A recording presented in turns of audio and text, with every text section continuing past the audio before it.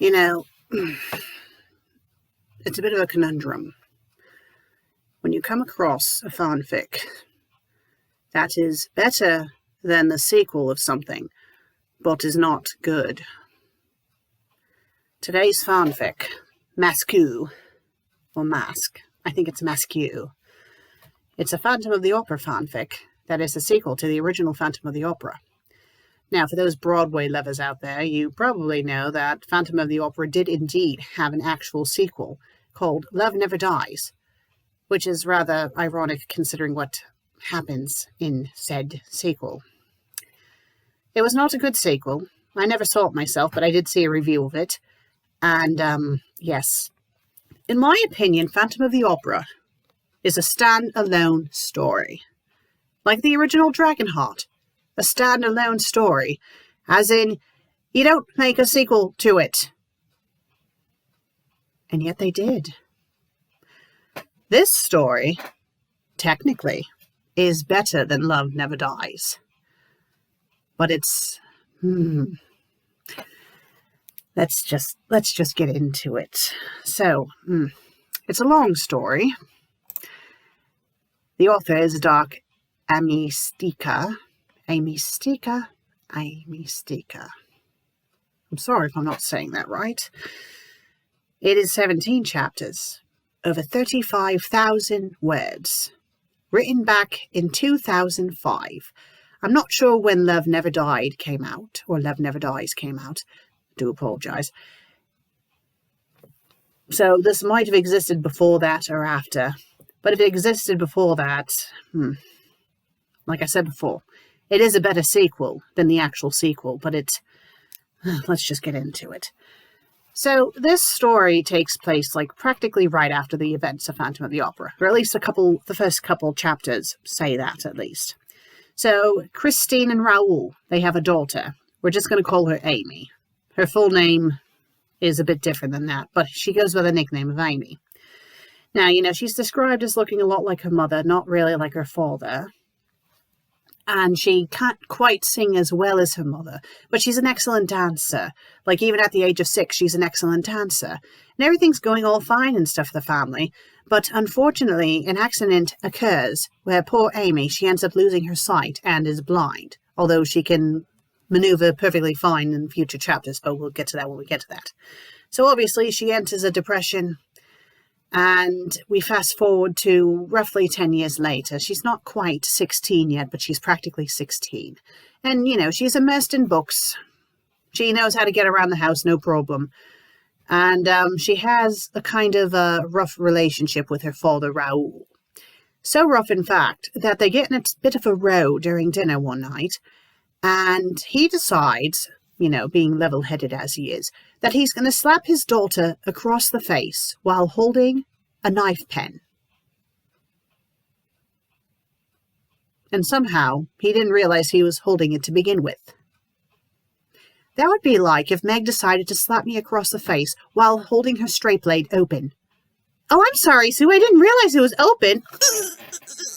It's okay, dear. I'll live. I just need you to get the dragon book. That would never happen. But anyway, sorry, Meg, for the joke. Anyway, she's obviously upset, which I don't blame her, because she has this big gash down her cheek. So she runs off. And where did she run off to? Well, to the opera house, of course. So apparently, even though a lot of bad things happen at this opera house, Christine still sings there. And also, even though he hasn't been seen, everyone knows that the Phantom is still there. Yes, okay then. Very realistic. At least in Love Never Dies, he moved on to another place. He didn't stay at the bloody opera house, but I digress. So, even though she's blind, she knows how to get there. No problem. She knows so well that she might as well have eyes. And she makes her way up to the Phantom's box and decides to stay in the Phantom's box. And who comes up to the Phantom's box? Why, the Phantom, of course. He immediately knows that she is Christine's daughter. He doesn't know at first that she's blind, but then she tells him that she's blind. And, he's obviously appalled that Raoul slashed her face, and he offers, to remedy it for her. So she agrees, and they go down to his lair. And he's telling her in descriptive detail what the cave and stuff looks like, because apparently Christine did tell her daughter about some of the events of Phantom of the Opera. I don't know why you would, but I digress. And, they make their way down to the lair, and they're getting along well, and she's, she keeps talking about how he's, really nice and stuff, and that she really likes him, even though she does know his history. And, at some point he tells her to call him by his actual name, which is Eric, which I guess that is canon, apparently. So fast forward to Raoul and Christine. The Phantom was nice enough to leave a note for Raoul to let him know that I have your daughter. I will bring her back to you after tonight's performance. Raoul is being charming, and I say that sarcastically. He's throwing a fit over everything that's going on with, the Phantom having his daughter and that he's going to try something, which, on the one hand, I can't really blame Raoul, but on the other hand, how he's written is just so bloody obnoxious, and Christine's trying to talk him down, and it goes back and forth with Raoul like this for the entire bloody story. So he decides to storm down to the Phantom's lair without waiting for the show to end, and, he has a few words with the Phantom. And Amy overhears this, and she gives her father a piece of her mind and is obviously still mad at him for what he did. So she's like, you know what? I want to stay a bit longer with the Phantom. Or with Eric, thank you very much. So Raoul's mad about this, but then he accepts it, and he goes back to Christine. And she's going to stay, I believe, for like another night. Keep in mind, I read this story about a week ago, so my details might be a little off. So after Raoul leaves, Amy has a bit of a fumble, and she bangs her head. So the Phantom brings her up to a room and lets her stay in the bed and tells her, don't move or anything. You need to rest. You need to recover from your injury. And, oh so shockingly, Amy regains her sight. You'll learn very quickly that this story gets very, very predictable after a while. So she regains her sight, but she thinks it's a good idea to still pretend to be blind so she can see what Eric really looks like. And she does just that. She catches him sleeping, and she's like looking at his face, and she's not really that appalled by it. Like, she keeps on talking about how people were trying to make it sound like it was way worse looking than it really was. But, for her, she doesn't really think he looks that bad. So fast forward to a little bit later, he walks in on her holding an ornament that her mother had given her. It looks like a mask. And she's still pretending to be blind. But then she slips up. And he gets mad at her at first. But then after a while, he forgives her and all is well. So she eventually gets reunited with her family. And Christine's happy about her eyesight coming back. But Raoul is just being Raoul. And it's really obnoxious. And so after finally not being a turd about stuff, they, have Amy rejoin the ballerinas that she was a part of when she was 6 years old. And somehow she still remembers how to dance perfectly. And Christine's being told by the instructor that it'll only take a couple of days. Yes, that's right. A couple of days for Amy to catch up with the others.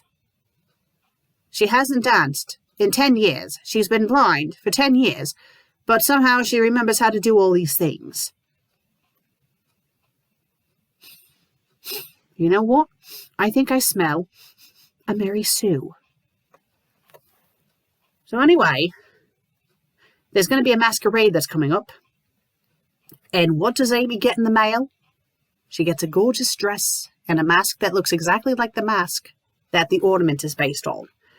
Everyone knows it's from Eric, including Raoul, and Raoul is throwing a fit over it. Which again, on the one hand, I can kind of understand. But how Raoul in this story is written is just so bloody aggravating. This was a story, I kid you not. I had to take small breaks from reading it because it was giving me a headache after a while. It really was. Say what I will about the lesbian Jesus story, but that one didn't give me a headache. It gave me nightmares, but not a headache. I don't know which one I would prefer. Neither, to be honest. So the masquerade comes. And of course the Phantom shows up and he's dancing with Amy, and Raoul catches wind of that and he's not too happy about it. So, Eric says, well, I'm sorry, but we can dance with whoever we want. And Amy's like, yes, Dad. So to cool down her father, Amy decides to dance with Raoul. And then she notices that her mother, Christine, is dancing with the Phantom. So she's trying to distract her father so he doesn't catch wind of that, because if he's having a fit over her dancing with the Phantom, he's going to blow a gasket if he sees that her mother is dancing with the Phantom as well. So a bit later, the Phantom, I know he's called Eric in the story, but I'm just going to call him the Phantom. The Phantom and Amy are having a moment on the roof. And she can hear footsteps coming, and she knows that it's her father, because when she was blind, she could tell who people were just by their footsteps, which I guess I can kind of buy that. So the Phantom's like, oh, well, I'll distract him so you can get off of the roof. So there's a confrontation between the Phantom and Raoul. The Phantom is actually, uncharacteristically, is being rather calm and stuff. He's not like how Raoul is in this story. I felt like they had him kind of be like how the Phantom was in the original Phantom of the Opera, but way worse. And the confrontation gets so bad that Raoul decides to whip out a gun and tries to shoot the Phantom, and he shoots his daughter instead.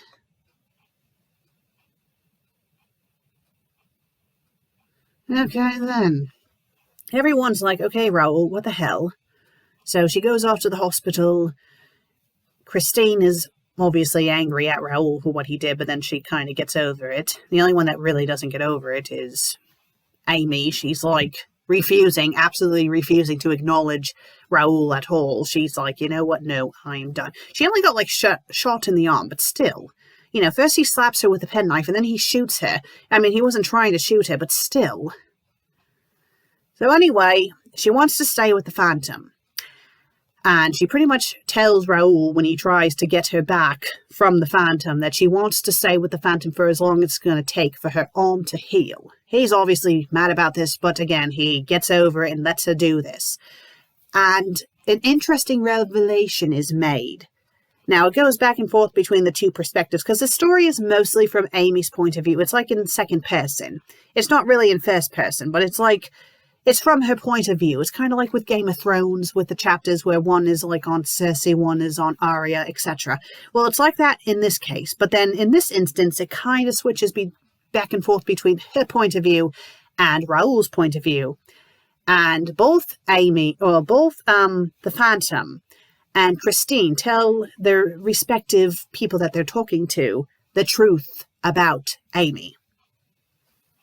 Amy is not Raoul's daughter. Amy is the Phantom's daughter.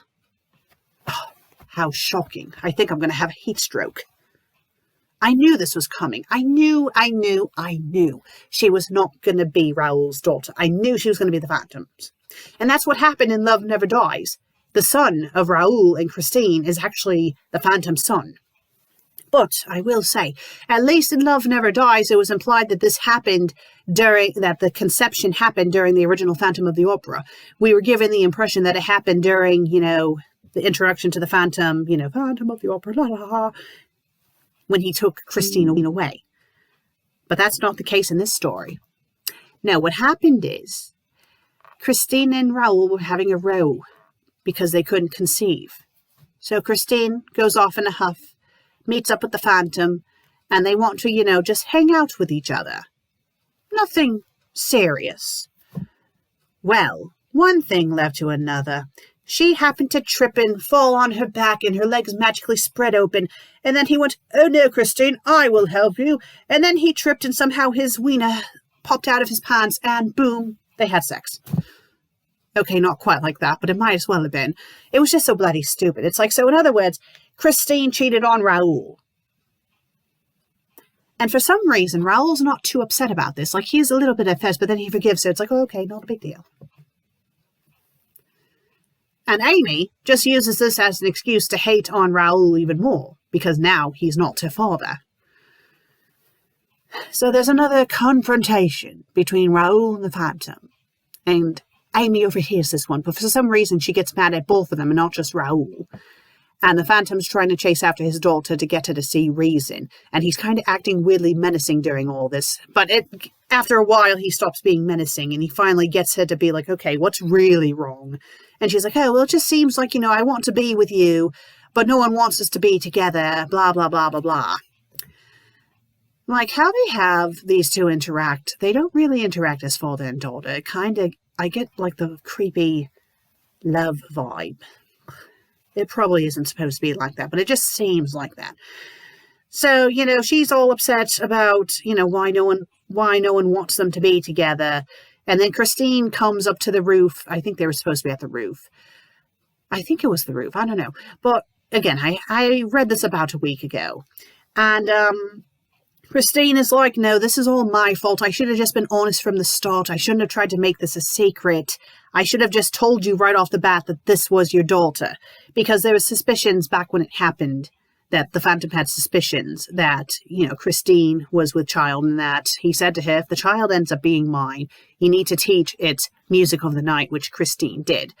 And the Phantom figured out that Amy was his because while she was staying with him, he overheard her singing music of the night. But anyway, back to what's going on at the moment. Christine is apologizing for how she handled things. And then Raoul comes up and he's being all overdramatic. And Christine decides then and there, you know what? I'm going to correct a mistake that I made. I shouldn't have done what I had done the night of the opera. Pretty much, she dumps Raoul and she's going to be with the Phantom instead. Now, the last two chapters were probably what gave me the biggest headache. The first chapter is like a fast forward, and it's a diary entry from Amy, talking about how, her and her mother are now living with the Phantom. Her mother is now married to the Phantom, and they live off in the woods, and they live in this gorgeous house that's all gothic and whatnot, and Raoul decided to go to America to get away from them, blah, blah, blah, blah. That's like in italicized text, which, I guess I can understand that because it's supposed to be a journal entry. Then the final chapter. All bold. All bold. Why was it bolded? It did not need to be bolded, but I digress. It was all bolded, and it was in first person. It was from Raoul's point of view. So Raoul has been spying on them. And he's like, oh, I guess the Phantom's not that bad. And, oh, I guess I did act badly. And blah-de-blah, poor me, poor me. And Amy confronts him because she, caught on that he was spying. And she's like, you don't need to spy. Next time, just come up to the door. Mom and Dad would be happy to see you. Next time, just come and visit. We won't mind, really. Because apparently, I guess the Phantom does like Raoul. And the story just ends.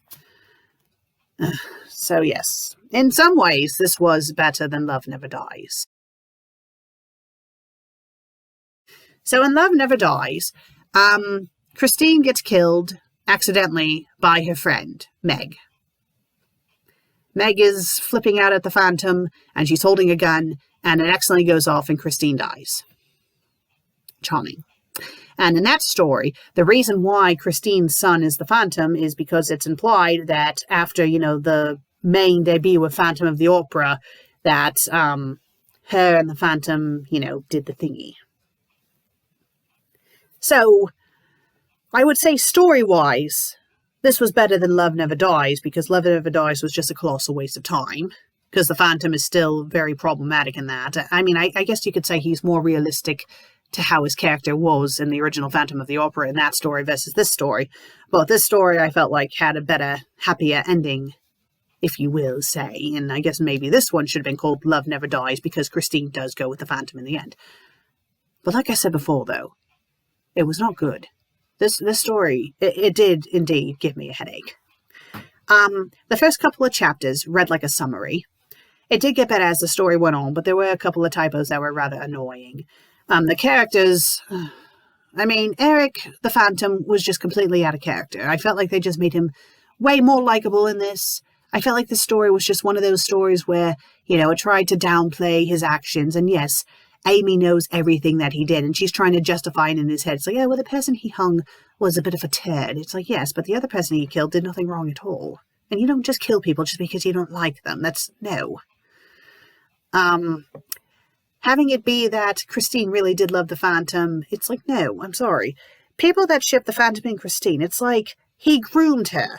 He was lusting after her when she was a child. A child. It's not supposed to be a healthy relationship. So the fact that she goes and bees with him in this story, it was just silly. And how Raoul was written, oh my God, it was just so bad. It's like it was so painful to read his scenes because he was just so whiny and so obnoxious, and he doesn't learn anything. He does these awful things, and then he continues to be a jerk, and it's like, this is why your daughter is getting away from you, because you're not being a good dad. I mean, I did find it was very unrealistic that Amy, after finding out that the Phantom is her father, is like Raoul, who, it's like, no, you would still feel feelings for your father. He raised you. The Phantom is a stranger. I don't know. The story was just very unrealistic and just painful to read. I mean, I got to keep in mind, it was written back in 2005. It was technically better than Love Never Dies, but the story itself, to me, it just wasn't that good. And even if I read this as a teenager, I still don't think I would like it. But I digress. Well then, thank you all for watching today's episode. I hope you all enjoyed it. If you did, please leave a like. Please also leave a comment. And if you haven't subscribed yet, please do that as well. I will see you all next week. Until then, cheerio.